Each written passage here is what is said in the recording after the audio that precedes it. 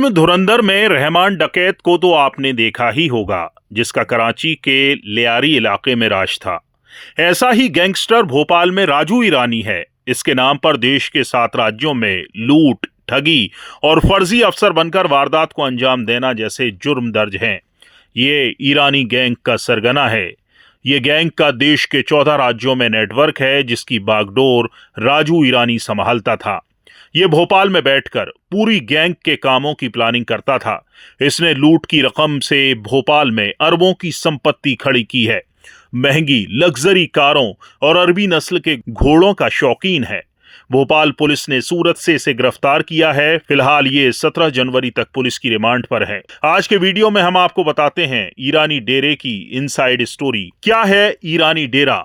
भोपाल के निशातपुरा थाना इलाके में अमन कॉलोनी में स्थित ईरानी डेरा लंबे समय से अपराध का गढ़ माना जाता है। यहां करीब 70 मकान हैं और पुलिस सूत्रों के अनुसार इनमें से 50 से अधिक परिवारों के सदस्य किसी न किसी आपराधिक गतिविधि में लिप्त हैं। ईरानी डेरा वर्षों से पुलिस और खुफिया एजेंसियों के लिए चुनौती बना हुआ था।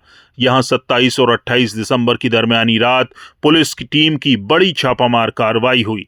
पुलिस प्रशासन की सर्जिकल स्ट्राइक के बाद गैंग का सरगना राजू ईरानी महिलाओं को ढाल बनाकर फरार हो गया था।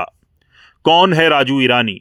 गिरफ्तार अपराधी का असली नाम आबिद अली पिता हसमत अली है, लेकिन अपराध की दुनिया में वो राजू ईरानी के नाम से जाना जाता है। उसके खिलाफ मध्य प्रदेश सहित छत्तीसगढ़, उत्तर प्रदेश, हरियाणा, दिल्ली, महाराष्ट्र, पश्चिम बंगाल समेत देश के 14 राज्यों में 20 से ज्यादा आपराधिक मामले दर्ज हैं। राजू ईरानी पर आरोप है कि उसने वर्षों तक एक संगठित गिरोह के जरिए देश के बड़े शहरों में सैकड़ों वारदात को अंजाम दिया।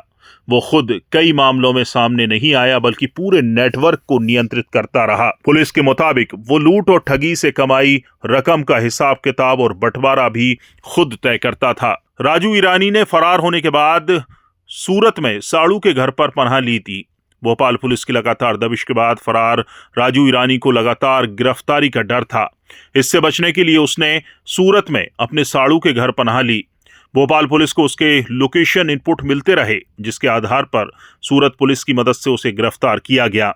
गिरफ्तारी के बाद उसे भोपाल लाकर निशातपुरा थाने में रखा गया, जहां से उसे जिला अदालत में पेश कर पुलिस रिमांड पर भेजा गया। पहले ईरानी डेरे की कमान मुन्ने ईरानी के हाथ में थी।